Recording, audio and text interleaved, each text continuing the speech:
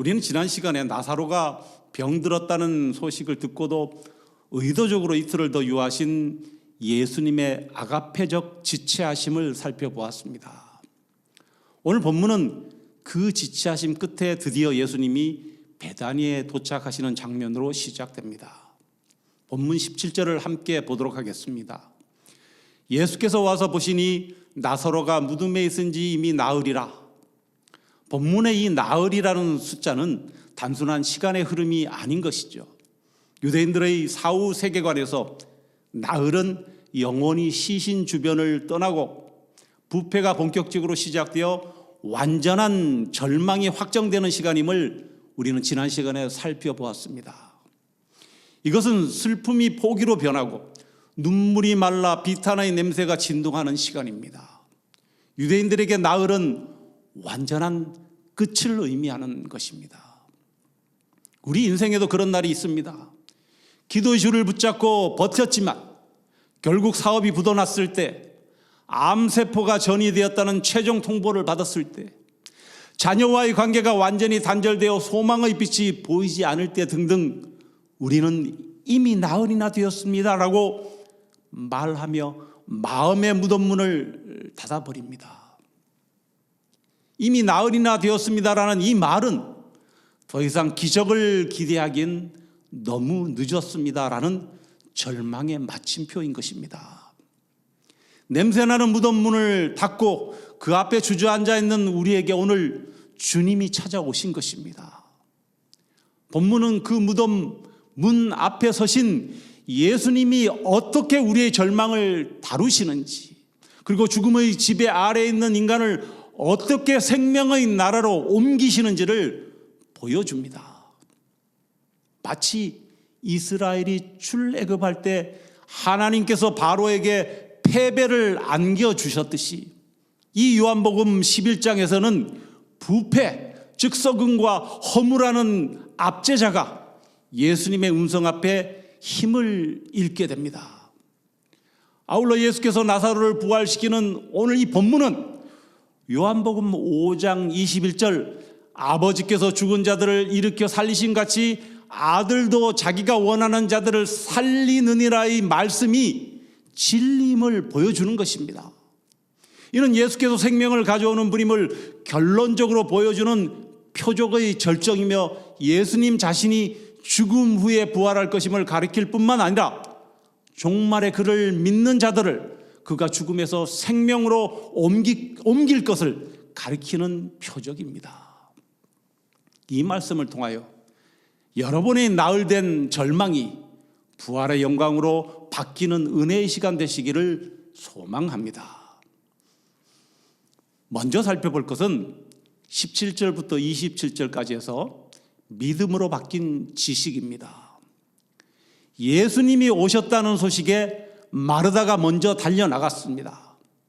그리고 21절에서 그녀의 첫 마디는 원망 섞인 아쉬움이었습니다. 11장 21절입니다. 마르다가 예수께 여짜되 주께서 여기 계셨더라면 내 오라버니가 죽지 아니하였겠나이다. 마르다가 예수께 드린 이 말에서 그녀의 신앙이 제한적 신앙이었음을 우리는 알 수 있습니다. 그녀는 예수님의 능력은 믿었지만 그러나 그 능력을 시간과 장소에 제한하고 있었습니다. 그녀가 말한 여기 계셨더라면 이라는 이 말은 주님을 여기라는 장소에 가두는 장소의 제한입니다. 또한 죽지 아니하였겠나이다는 마르다가 주님의 능력을 과거의 기회로만 국한시키고 지금 이 순간의 시간을 초월하여 역사하시는 영원한 현재로서의 주님을 바라보지 못한 시간의 제한인 것입니다. 우리는 어떻습니까? 우리도 이와 같습니다. 그때 돈이 좀 더 있었더라면, 그때 그 사람을 만나지 않았더라면, 사단은 끊임없이 우리를 과거의 후회 속에 가두어 현재의 주님을 보지 못하게 합니다. 그러나 예수님은 과거에 갇혀있는 마르다를 과거에서 현재로 끌어올리십니다. 23절입니다. 예수께서 이르시되 내 오라버니가 다시 살아나리라. 마르다는 대답합니다. 24절, 마르다가 이르되 마지막 날 부활 때에는 다시 살아날 줄을 내가 아나이다. 마르다는 완벽한 교리를 말했지만 생동하는 믿음은 잃어버렸습니다. 그녀의 신앙체계 안에서 부활은 언젠가 일어날 막연한 사건일 뿐 지금 여기서 일어나는 실체가 아니었습니다. 과거의 아쉬움과 미래의 지식에 함몰된 나머지 그녀는 곁에 서 계신 부활 그 자체이신 주님을 현재의 시간 속으로 초대하지 못했던 것입니다. 우리도 그렇지 않습니까? 왕년에 은혜 받았을 때는 좋았는데 과거입니다. 나중에 이 다음에 내가 천국 가면 편안하겠지, 미래입니다. 그러나 주님은 here and now, 지금 바로 이곳에서 역사하시는 하나님이시라는 것입니다. 지금 바로 이곳. 이 지점에서 주님은 요한복음의 거대한 산맥을 이루는 8번의 에고 에임이 나는 뭐뭇이다 중에서 그 5번째 선언을 장엄하게 터뜨리고 계십니다. 죽음의 냄새가 진동하는 무덤 어귀에서 주님은 스스로를 부활과 생명이라는 현존적 실제로 규정하며 인류의 절망을 향해 신적 자기소개를 선포하신 것입니다. 25절에서 26절에 예수께서 이르시되 나는 부활이요 생명이니 나를 믿는 자는 죽어도 살겠고 무릇 살아서 나를 믿는 자는 영원히 죽지 아니하리니 이것을 내가 믿느냐. 여러분, 그런데 이 문장의 헬라어 원어 성경에는 이 부활이라는 헬라어 아나스타시스와 생명이라는 헬라어 조의 앞에 각각 정관사 호가 붙어 있어서 유일함, 하나뿐임을 나타내고 있다는 것을 우리는 놓쳐서는 절대 안 된다는 것입니다. 이것은 예수님이 부활과 생명을 가져다 주는 분 정도가 아니라 오직 예수님만이 부활과 생명 그 자체이심을 의미하는 것입니다. 석가모니도 마호메트도 공자도 모두 죽어서 그 무덤이 있지만 오직 예수님만이 사망을 이기시고 다스리시는 유일한 분임을 온 천하에 선포하시는 것입니다. 아울러 부활은 먼 미래의 사건이 아니라 오직 예수님과 연합하는 순간 지금 여기서 시작되는 실제라는 것입니다. 호 아나스타시스, 바로 그 부활, 호 조에 바로 그 생명이신 주님이 지금 내 앞에 계시다면 나의 문제는 더 이상 과거의 후회라 미래의 막연함에 머물러 있을 수 없습니다. 이는 출애굽기 3장에서 모세에게 나타나신 하나님께서 I am who I am, 나는 스스로 있는 자라고 말씀하신 그 신적 현현, 즉 거룩하신 하나님께서 인간의 눈에 보이거나 감지할 수 있는 형태로 자신을 나타내신 사건인 것입니다. 죽음을 다스리시는 창조주의 권위가 지금 마르다 앞에 서 계신 것입니다. 성도 여러분, 여러분의 신앙은 주일 예배당 안에 갇힌 지식입니까? 아니면 오늘 나의 절망을 뚫고 들어오는 생명입니까? 주님은 우리에게 부활에 대해, 생명에 대해 공부했느냐, 연구했느냐, 학위를 받았느냐 묻지 않으십니다. 오직 이것을 내가 믿느냐라고 물으신 것을 우리는 기억해야 합니다. 두 번째로 살펴볼 것은 28절부터 37절에서 주님의 눈물에 담긴 분노와 공감입니다. 이제 마리아가 등장합니다. 마리아 역시 마르다와 똑같은 말을 합니다. 32절에 마리아가 예수 계신 곳에 가서 배웠고 그 발 아래 엎드려 이르되 주께서 여기 계셨더라면 내 오라버니가 죽지 아니하였겠나이다 하더라. 하지만 주님은 마리아를 대하실 때 마르다와는 다른 반응을 보이십니다. 33절 예수께서 그가 우는 것과 또 함께 온 유대인들이 우는 것을 보시고 심령의 비통이 여기시고 불쌍히 여기사. 여기서 비통이 여기다로 번역된 헬라어 엠브리마오마이는 원래 브리마오마이, 말이 곶김을 씩씩거리며 내뿜다라는 뜻에서 유래된 단어입니다. 이는 단순히 슬퍼하는 것이 아니라 분노하다, 진노하다라는 뜻을 갖습니다. 그렇다면 예수님은 왜 화가 나셨을까요? 왜 분노하셨을까요? 마리아의 믿음이 없었기 때문일까요? 아닙니다.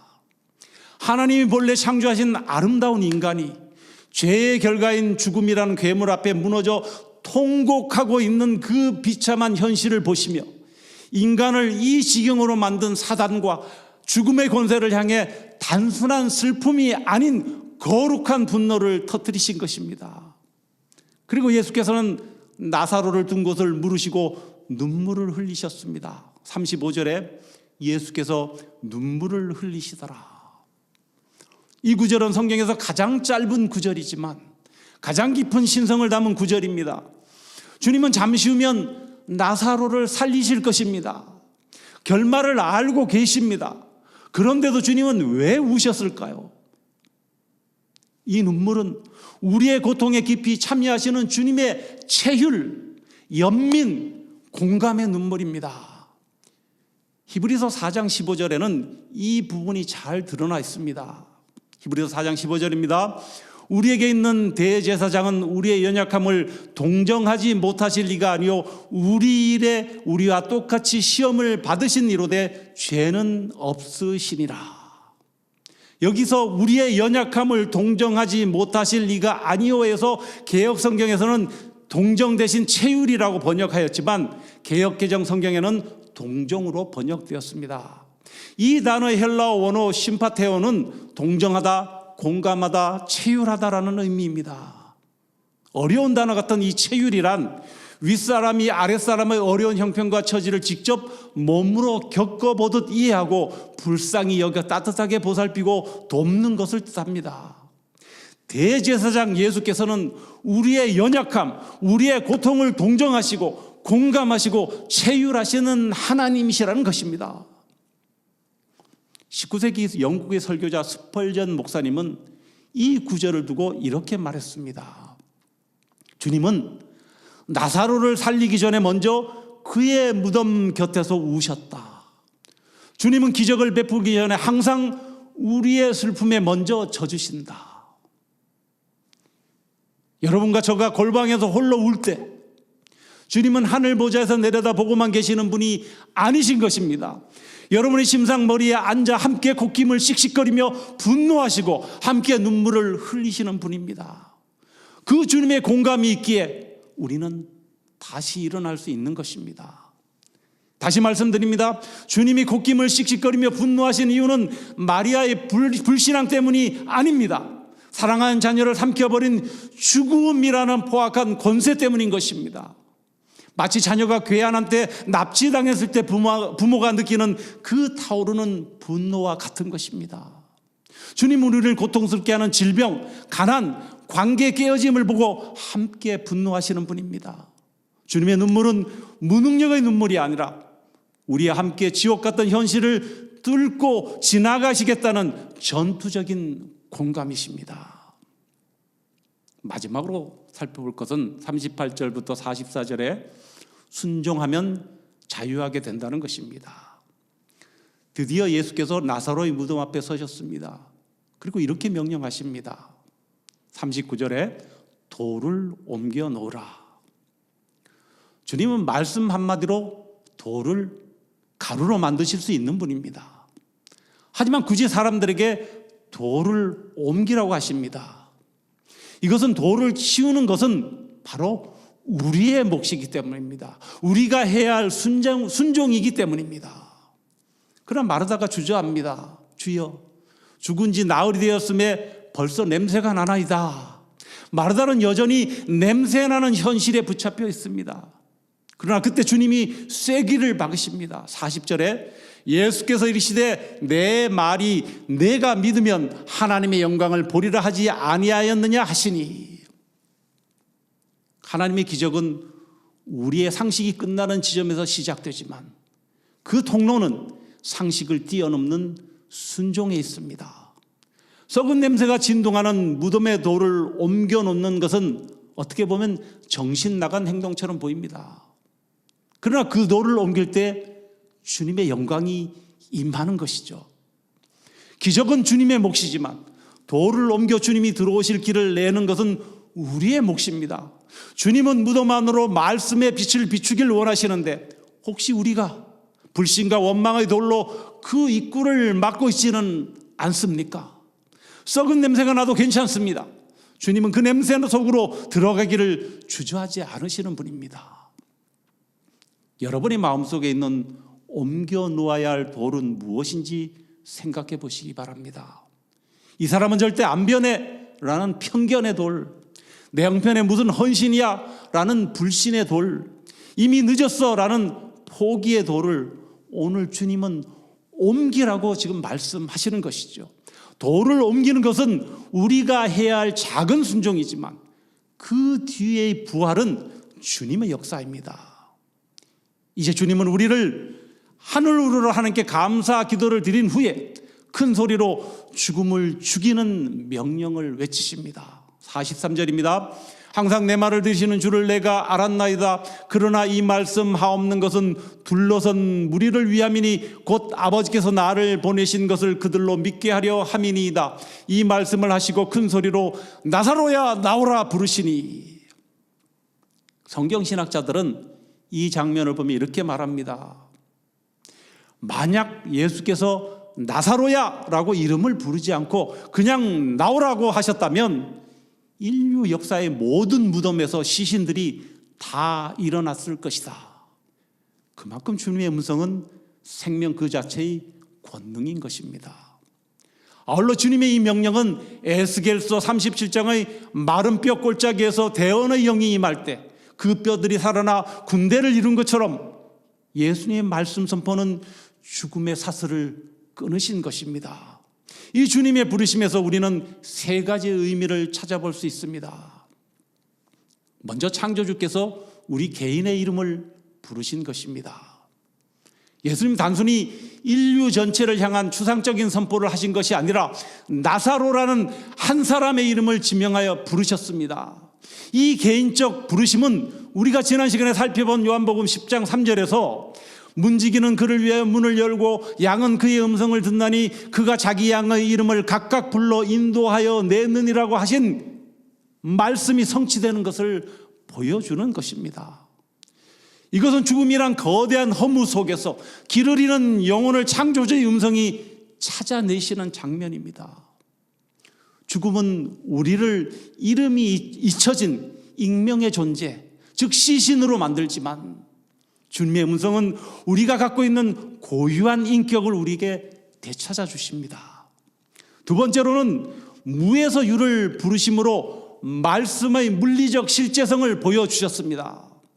나사로는 이미 부패해서 냄새가 나기 시작하는 상태였습니다. 주님의 음성은 단순히 잠자는 자를 깨우는 수준이 아니라 한 번 망가진 것은 스스로 회복할 수 없다는 자연의 법칙을 하나님의 말씀이 다시 처음에 완벽한 상태로 되돌려 놓았다는 것입니다. 생명체는 죽는 순간부터 급격히 분해되기 시작합니다. 과학적으로 보면 이는 질서정연하게 세포와 조직이 흩어지는 엔트로피, 즉 무질서의 정도가 증가하는 과정입니다. 나사로에게서 냄새가 났다는 것은 이미 되돌릴 수 없을 만큼 몸이 해체되고 있었다는 뜻입니다. 즉 이것은 우리 인간이 발견한 연력학 제2의 법칙이라고도 하는 이 엔트로피 법칙조차도 거스르는 재창조의 권능입니다.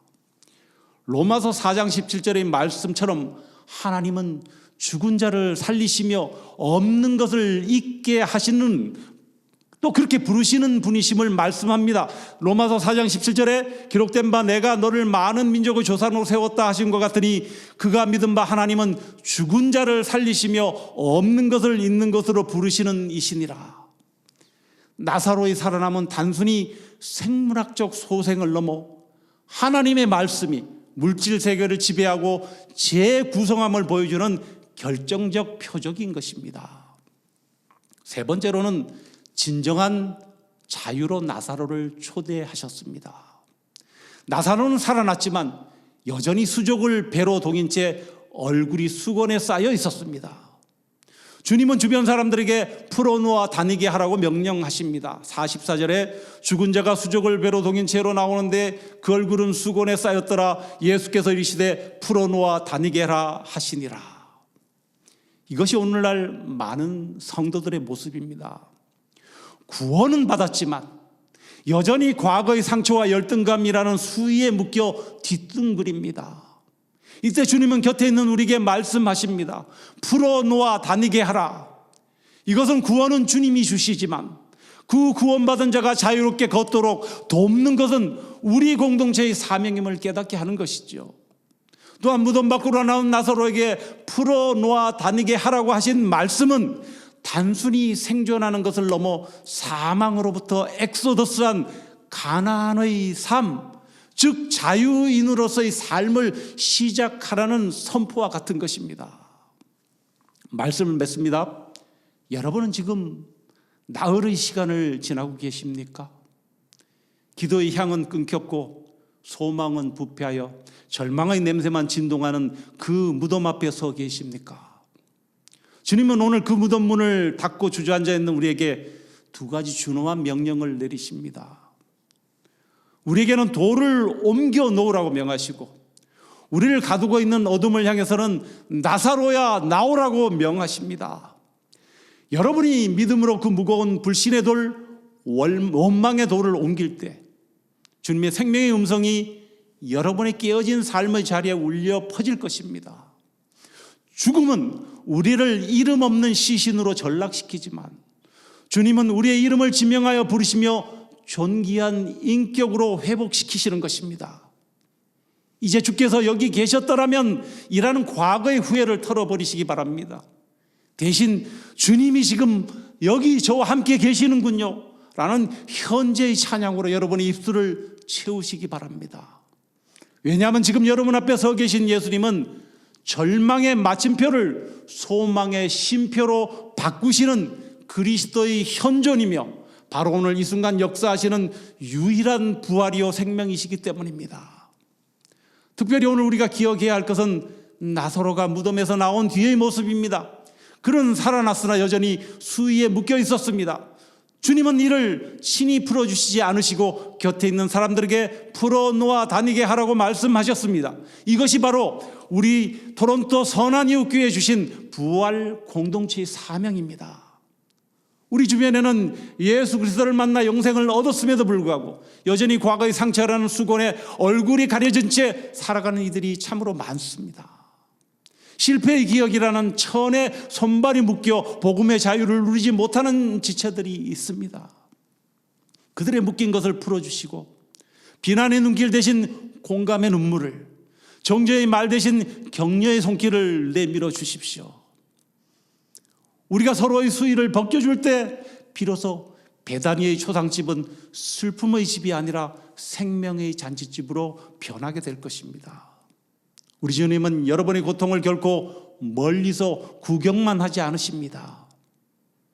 나사로의 무덤 앞에서 콧김을 씩씩거리며 함께 분노하시고 눈물을 흘리셨던 그 주님이 지금 여러분의 말 못할 아픔 곁에서 함께 탄식하고 계십니다. 그 전투적인 공감의 눈물을 신뢰하시기 바랍니다. 이제 더 이상 냄새나는 무덤 속에 머물지 마시고 죽음의 수위를 벗어던지고 주님이 주시는 진정한 자유 속에 당당히 걸어 나가십시오. 여러분의 가정이, 여러분의 일터가 죽음의 그늘이 아닌 그리스도의 생명의 향기로 가득 채워지기를 소망합니다. 오늘 이 말씀을 통하여 어둠을 뚫고 사망으로부터 엑소더스한 나사로처럼 우리 역시 세상 속에서 부활의 산 증인으로 승리하며 살아가시는 모든 성도님들 되시기를 생명의 주권자 되시는 예수 그리스도의 이름으로 축원합니다.